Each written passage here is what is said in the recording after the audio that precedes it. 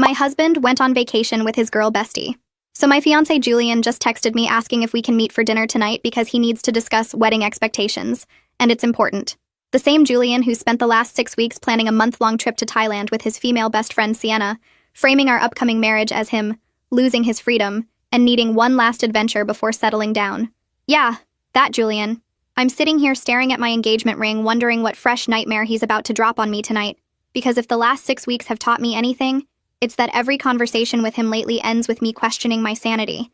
Because honestly, after listening to him quote Sienna's relationship wisdom like she's some kind of guru, after finding their secret text threads calling me jealous and controlling, after watching him book this entire escape with another woman 2 months before our wedding, I'm starting to think this dinner is going to be the breaking point. Let me explain how we got here because I need to process this before I walk into whatever he has planned for tonight.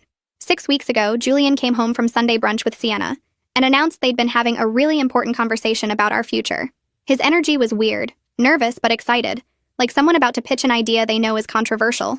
I was folding wedding RSVPs at the dining table, checking off names of people who'd be watching us get married in just 2 months, when he sat down across from me with this serious expression. He said Sienna had opened his eyes to something he'd been feeling but couldn't articulate. That marriage is forever, and forever is a really long time. And before he committed to forever, he needed to make sure he knew who he was as an individual. Because once we got married, he'd be locked into family obligations and responsibilities and routines, and he'd never have another chance to just be spontaneous and free and himself. He needed one last trip before the wedding. 1 month in Thailand with Sienna, to find himself before he lost himself in marriage. I sat there with a stack of RSVPs in my hand, cards from people who'd already bought plane tickets and booked hotels to watch us promise forever to each other, and stared at him. I asked if this was a joke. He said no. He was completely serious. Sienna takes these freedom trips with all her friends before they get married, and she'd been explaining to him how crucial it is for his mental health and our future relationship. That the strongest marriages are between two people who know themselves as individuals first. I asked why he couldn't take a trip with his guy friends, or why we couldn't take a trip together before the wedding. He said his guy friends would just want to party and wouldn't give him space for real self-reflection. And taking a trip together would defeat the entire purpose. He needed distance from us to figure out if he was truly ready for us to become permanent. He needed to experience life without me to make sure he wanted life with me. The way he said it made our engagement sound like a mistake he needed to verify before it was too late. Like proposing had been impulsive and now he needed to check his work. When I pointed that out, he got defensive and said I was being dramatic. That engagement is just a promise, but marriage is legally binding, and it's actually really mature of him to want to make sure he's mentally prepared. That most people don't have the self-awareness to recognize their needs before it's too late. Over the next few weeks, the arguments were constant. Every conversation circled back to his trip. He'd already started planning with Sienna. I'd overhear their calls about temples and beaches and full moon parties. They had whole itineraries mapped out. When I'd try to talk to him about my concerns, he'd shut me down with therapy speak about how I was trying to control his autonomy. That my discomfort with his female friendships revealed my insecurities. That if I really trusted him, I wouldn't have a problem with this. He kept quoting Sienna like she was some enlightened relationship expert. Sienna says couples who give each other radical freedom have the strongest bonds. Sienna thinks people who need constant reassurance aren't ready for marriage. Sienna believes I need to explore this now or I'll resent you later. Every concern I raised, every boundary I tried to set, was met with something Sienna had apparently said about why I was wrong. I finally snapped and asked when Sienna became the authority on our relationship. She's been single for 3 years, has never even lived with a partner, never been engaged. What qualified her to give advice about marriage? Julian got this pitying look on his face and said that's exactly why her perspective was valuable. She wasn't emotionally compromised like I was. She could see our relationship objectively while I was too close to it, too invested in the wedding to think clearly about the marriage, too invested in the wedding, our wedding, that we'd been planning together for 8 months. Suddenly that was a character flaw. Then I found the messages. I wasn't snooping. Julian left his iPad open on the kitchen counter and the messaging app was right there. Months of conversations between him and Sienna that made my blood run cold. Her pushing and pushing. Are you sure she's the one?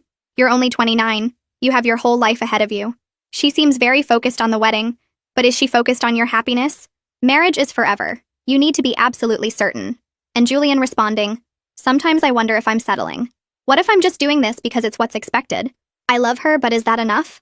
You're right, I need to really think about this. The worst message was from 3 weeks ago. Sienna wrote, if she really loves you, she'll support this trip. If she fights you on it, you'll know she's more interested in controlling you than understanding you. Julian responded, you're right. This will be a good test of whether she's ready to be a wife.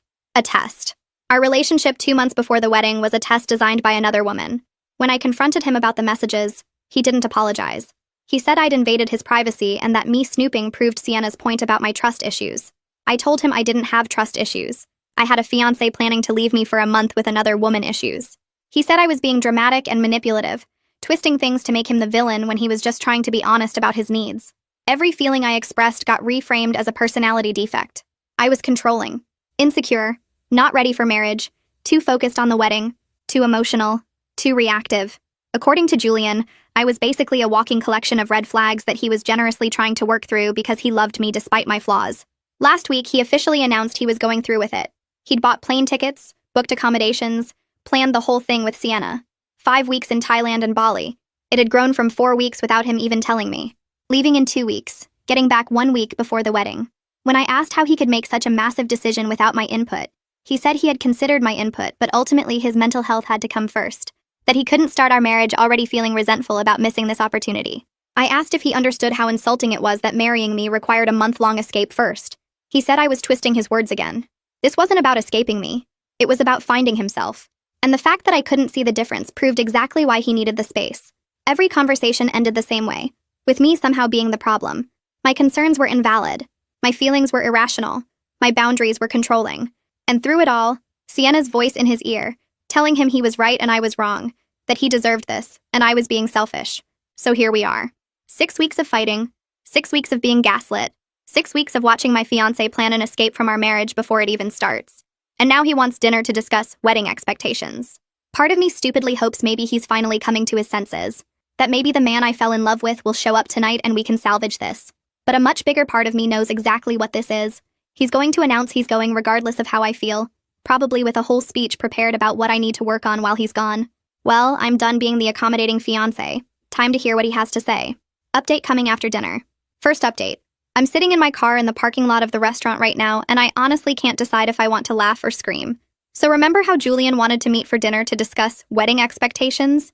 Well, buckle up because this man just revealed exactly how little he thinks of me, our relationship, and apparently women in general. And I'm genuinely questioning every decision I've made in the last 2 years. I got to the restaurant early and spent 15 minutes giving myself a pep talk. Part of me was still hoping this would be the moment he'd realize how insane he'd been acting. That maybe he'd come to his senses and we could salvage this. I should have known better. Julian walked in with this confident energy that immediately set me on edge. He kissed my cheek like everything was normal, sat down, and ordered us a bottle of wine like we were celebrating something. When the waiter left, I asked him straight up what this dinner was about. He leaned back in his chair and said he'd been reflecting a lot on our relationship and our upcoming marriage. I was nervous because his tone was giving the therapist explaining things to difficult patients. He said that our recent disagreements about his trip had revealed some concerning patterns in my thinking that he felt we needed to address before moving forward with the wedding. I asked what patterns he was talking about. He actually had the audacity to pull out his phone and show me notes, like he'd written down a list of my character flaws. He started with how I'd reacted emotionally instead of rationally to his trip announcement, how I'd made his needs about my insecurities instead of supporting his personal growth, how I seemed more focused on the wedding than the marriage, which worried him about my priorities. Every point felt like a punch to the gut, but I stayed quiet and let him talk because I needed to hear exactly how deep this went. Then he got to the real point of the dinner. He said he'd decided, not discussed, not asked, that he's going on the trip regardless of my feelings about it, that he can't let my discomfort dictate his choices, or he'll end up resenting me for the rest of our marriage. He said this like he was being noble, like he was doing us both a favor by establishing boundaries before we said our vows. I asked if he understood that most people would consider planning a month-long vacation with another woman 2 months before their wedding to be a massive red flag, not a boundary. He said that's exactly the kind of conventional thinking that stifles relationships. But wait, it gets so much better. He then launched into what he'd planned for me while he was gone. He said, and I'm quoting here because I'll never forget these words, "I think you should use this time to really focus on preparing for your role as my wife." I asked him what he meant by that, and he actually smiled like he was about to give me helpful advice. He said that since I'd been so focused on my career, I hadn't really thought about the domestic side of marriage, that his mom had mentioned I didn't know how to make his favorite meals, and maybe I could take some cooking classes, that I could use the time to practice making our house more of a home instead of just a place we sleep. I sat there in complete shock as he kept going.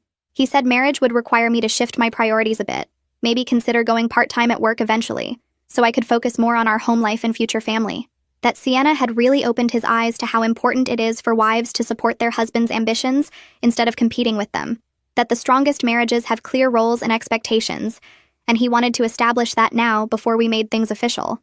I finally found my voice and asked if he was seriously telling me I needed to become a 1950s housewife while he went on vacation with another woman. He got this frustrated look and said I was twisting his words, that he just wanted me to understand that marriage requires sacrifice and compromise, and right now he wasn't seeing much willingness to compromise from my end. I pointed out that I'd been compromising our entire relationship while he demanded I accept increasingly disrespectful behavior. He said that's exactly what he meant about my attitude. I saw support as disrespect, which revealed a fundamental misunderstanding of partnership. Then came the line that made me realize I was talking to a stranger. He said, and I quote, "Supportive wives don't question their husband's female friendships. If you can't handle me having close women friends, you're not ready for marriage. Part of being a wife is trusting your husband completely and not creating drama where none exists." I asked him how he'd feel if the roles were reversed, if I announced I was taking a month-long trip with a male friend 2 months before our wedding, told him to use the time to work on being a better husband, and suggested he go part-time at work to support my career better. The look on his face was everything I needed to see.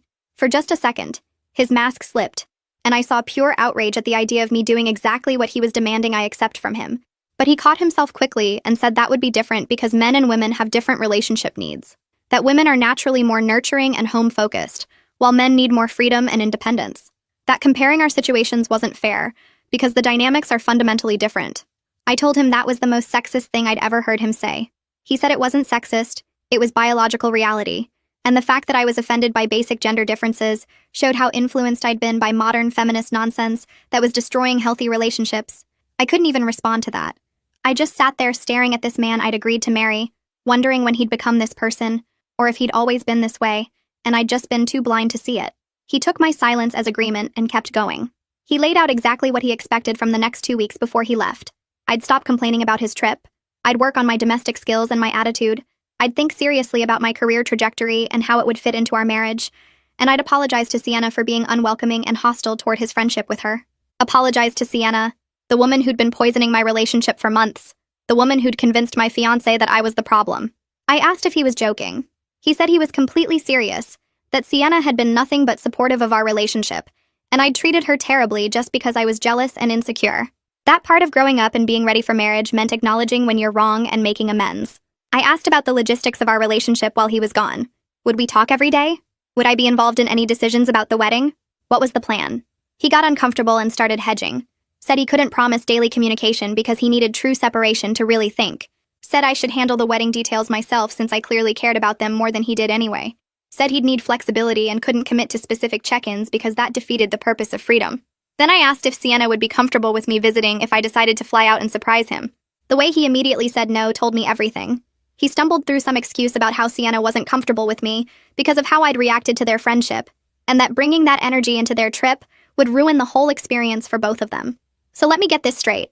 My fiancé was going on a month-long vacation with a woman who specifically didn't want me around, and somehow I was the problem.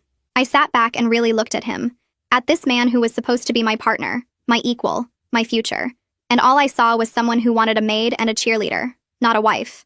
Someone who'd rather listen to another woman than respect his fiancé. Someone who thought marriage meant I'd lose myself while he gained freedom. I asked him one last question. Do you even want to marry me? He looked offended and said of course he did. That's why he was trying to work through these issues now. I said it seemed like he wanted to marry a version of me that didn't exist. Someone who'd happily stay home and cook while he traveled the world. Someone who'd never question him or have needs of her own. Someone who'd put his freedom above her own dignity. He said I was being dramatic again, and that this was exactly why he needed this trip, to get clarity on whether I was capable of being the partner he needed. By the time we left that restaurant, he'd made it crystal clear. He was going on this trip in 2 weeks. I was expected to spend the time working on myself. And when he got back, we'd reevaluate whether I'd grown enough to deserve to marry him. Like I should be grateful he was willing to give me a second chance to prove myself worthy. I'm sitting in my car trying to process what just happened. But honestly, I'm not sad. I'm furious.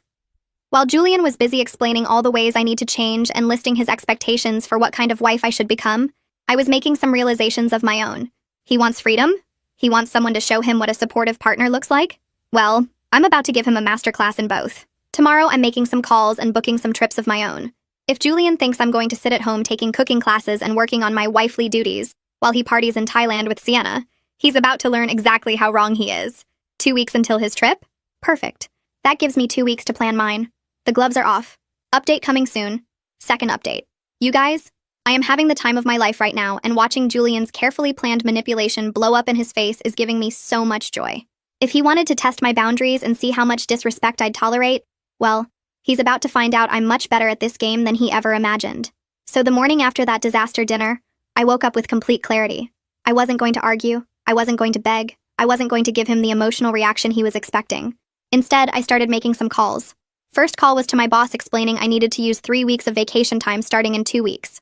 She was surprised but supportive. Second call was to the best travel agent I could find. Third call was to book the trip of a lifetime to Greece, Santorini, Mykonos, and Crete. Solo female adventure, leaving the exact same day as Julian's Thailand trip. When Julian texted me that afternoon saying he was starting to pack and asking if I'd had time to think about what we discussed, I responded with the sweetest message. I have. I've actually been thinking a lot about freedom and personal growth. I'm so glad we had that conversation. He called immediately, probably confused by my tone. I answered cheerfully and told him I'd done some reflecting and realized he was right. We both needed space to figure out who we are as individuals. So I'd booked myself a 3-week trip to Greece, leaving the same day as his Thailand adventure. The silence on the other end was absolutely golden. Then he started sputtering about the wedding planning and vendor meetings and dress fittings. I reminded him sweetly that he'd said I was too focused on wedding details and should focus more on personal growth. So I was taking his advice. The confusion in his voice was delicious. He asked who I was going with, and I said I was going solo, just like he'd taught me about the importance of independence and freedom in relationships. He said that was different because I had responsibilities at home. I asked what responsibilities. The cooking classes he'd suggested. I could learn to make moussaka in Greece just as easily as his mom's pot roast here. By the time we hung up, he was clearly unsettled, but couldn't argue because I was literally doing exactly what he'd told me to do, just not in the way he'd imagined. That evening, I posted my plane tickets to Instagram. Some people get pre-wedding anxiety. I'm getting pre-wedding adventures. Sometimes the best marriages start with 2 people who truly know themselves. Julian called within minutes. What is this supposed to mean? I told him I was just being supportive of his philosophy about freedom before marriage, that I'd realized he was right about needing space to grow individually. The frustration in his voice when he couldn't quite call me out without being a hypocrite was chef's kiss perfect. The next 2 weeks were gold. Julian kept sending me updates about his packing like I was supposed to care. Photos of his suitcase, his new travel backpack, questions about whether he should bring his nice shoes. I responded to each one with increasingly pointed comments. Make sure to pack sunscreen for those beach clubs with Sienna. And don't forget nice outfits for all those sunset dinners. He couldn't tell if I was being supportive or sarcastic, and it was driving him insane. Then the departure day came. Julian and I both left for the airport. Him for Bangkok, me for Athens. The look on his face when he saw my packed bags was priceless. He'd clearly hoped I'd come around and see him off like a good little fiancé. Instead, I was calling my own ride, bright-eyed and excited for my own adventure. The first 2 days, I posted gorgeous content from Santorini. White buildings against blue sky, incredible sunsets, wine tasting, exploring villages. Meanwhile, Julian was posting typical tourist stuff. Temples, street markets, him and Sienna making goofy faces at the camera. Then on day 3, everything shifted. Julian's posts turned into full-on beach club party content. And Sienna was in almost every photo wearing almost nothing. Photos of Sienna in a tiny red bikini at an infinity pool, both of them holding cocktails. Sienna in a neon pink string bikini on a boat. Beach club pictures where she was practically draped over him in a barely there white swimsuit. Pool party shots, her in different bikinis every day. Orange, yellow, black, each one more revealing than the last. My best friend Mara was screenshotting everything and sending it to me with skull emojis. Is he serious right now? She's basically in lingerie in half these photos. And he was worried about you learning to cook moussaka with a local chef? One particularly memorable post showed them at a rooftop bar at sunset. Sienna in a black bikini with a sheer sarong, leaning against him while they watched the view. Caption: Living our best lives. Another showed her in a leopard print bikini lying on a beach daybed next to him. Then came the one that made Mara lose it. Sienna in his hotel bathrobe on their balcony, coffee cup in hand. Caption: Room service breakfast just hits different when you're living freely. But I didn't comment on his posts. I was too busy actually living my best life. On day 3 in Santorini, I wandered into this family-owned restaurant overlooking the caldera. The owner's grandson, Nico, took my order. We started talking, and I ended up staying for hours, talking to him and his grandmother, Yaya Katerina, about the island, about food, about life. He offered to show me some hidden spots the tourists never see. Over the next few days, Nico became my guide and my friend. We explored hidden beaches. He taught me to cook traditional dishes in his grandmother's kitchen. We talked for hours about everything and nothing. And I started posting about it, but tastefully. Photos of the cooking lessons, beautiful scenery, moments with Yaya Katerina, everything real and authentic and fully clothed, unlike the softcore resort wear catalog Julian was posting. The contrast was stark. His posts looked like a spring break MTV special. More beach clubs, Sienna in a yellow bikini that was basically 3 triangles in string, them at beach bars with her sitting practically in his lap, her in a white crochet bikini that left nothing to imagination. Mine looked like a life-changing cultural experience. Sunset cooking sessions, village explorations, genuine connections. And Julian noticed. His text started getting concerned. Who's that guy in your stories? Are you hanging out with locals? Why aren't you answering your phone? I'd respond hours later with breezy messages. Having an amazing time. Thought we were both enjoying our freedom. Meanwhile, his posts with Sienna kept getting more provocative. Sienna in a metallic gold bikini at another beach club. Beach volleyball in barely there bottoms. A particularly egregious post of them at a full moon party. Her in body paint and a bikini top. Him with his arm around her. The internet was forever, and he was documenting all of it. Mara sent that one with, "I'm sorry, body paint?" And he's got his arm around her. And he questioned you about making pasticcio with a Greek grandmother? But the best part was watching Julian spiral. By week 2, his texts had gone from concerned to panicked. We need to talk about boundaries. I don't think it's appropriate for you to be spending so much time with some random guy. Are you even thinking about our wedding?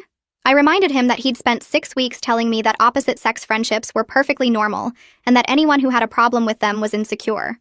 That I was just being mature and trusting, like he'd asked me to be.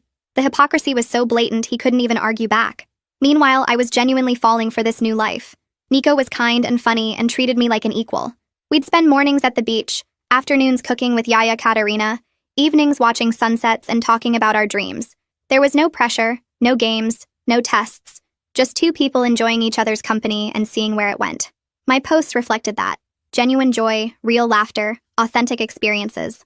His posts were still party-focused, but there was something desperate about them now. More beach clubs, Sienna in a blue sequined bikini, more bikini shots, red string bikini at sunset, but the captions were getting defensive. Living without apologies, and some people understand freedom, some people don't. By the end of week 2, Julian was trying to video call me multiple times a day. I'd decline and text back that I was busy or that the connection wasn't good. The few times I did answer, I kept it short and sweet. Yes, I was having an amazing time. Yes, Nico was wonderful. Yes, I was learning so much about myself. And then I'd have to go because we were heading to another beach or another family dinner or another adventure. His last string of posts before everything fell apart were almost sad. More full moon party content. Sienna in neon body paint and a bikini top. Different angles of the same party. Him trying to look like he was having the time of his life. But I could see the cracks. The forced smiles. The try-hard captions.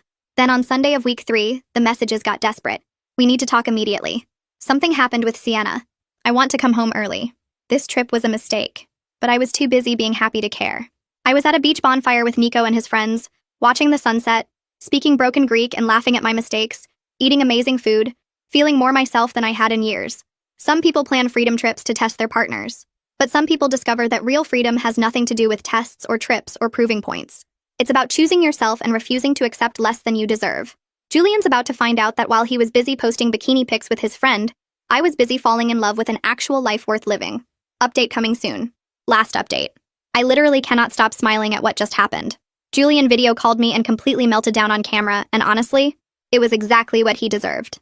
So after 3 weeks of increasingly panicked messages from Julian about needing to talk and how things went wrong with Sienna, I finally answered his video call. I was at Nico's family restaurant during golden hour, the sun setting over the Mediterranean behind me, and I looked genuinely happy because I was genuinely happy. Julian, on the other hand, was calling from some dingy hostel in Bangkok looking absolutely wrecked.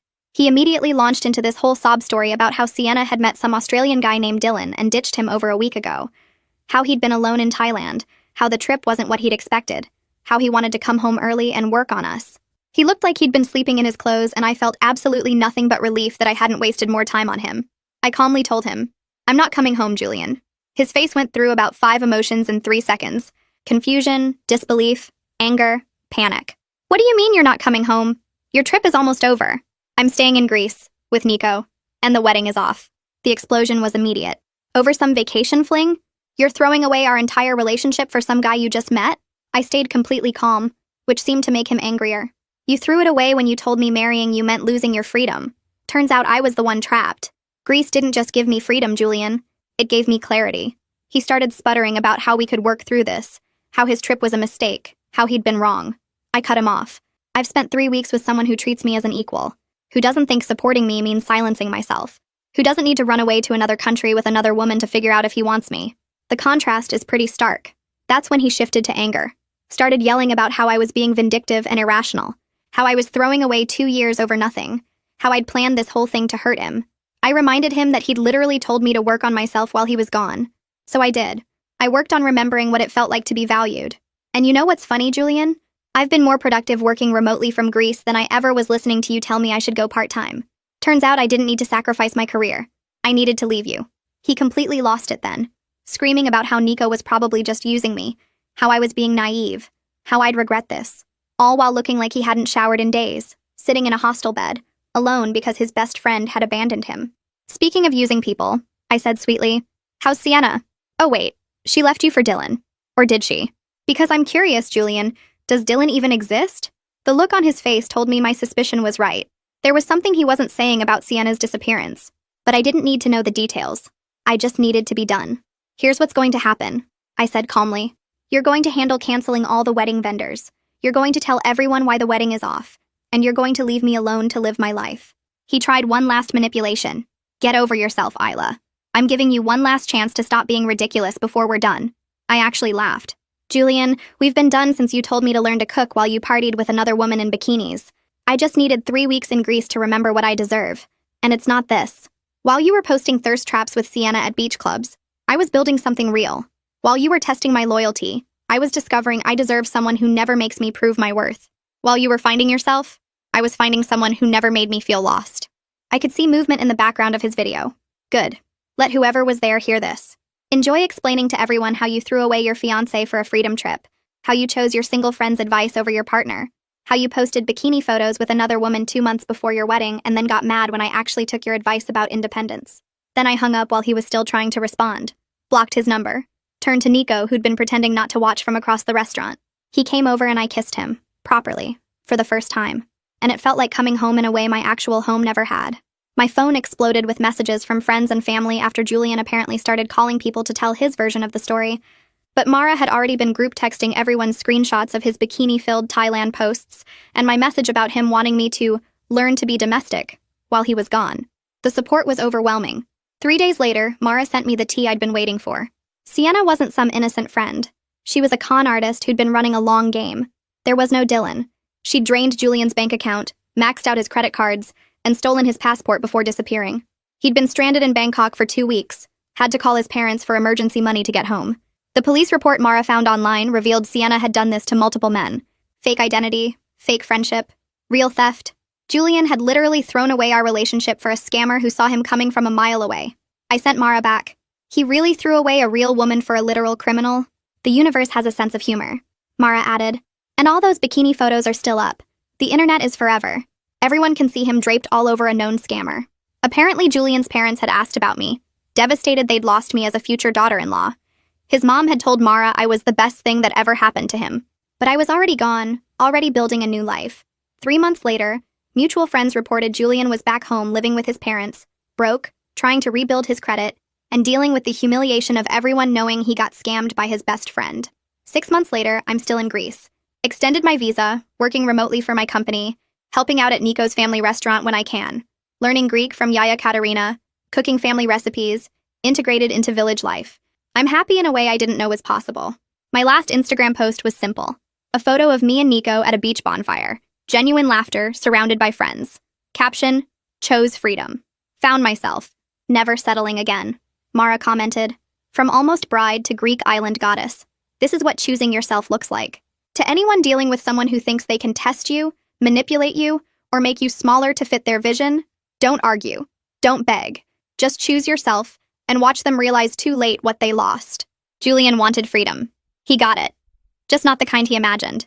And I got something better. A life where I'm valued, respected, and truly free. Living well really is the best revenge.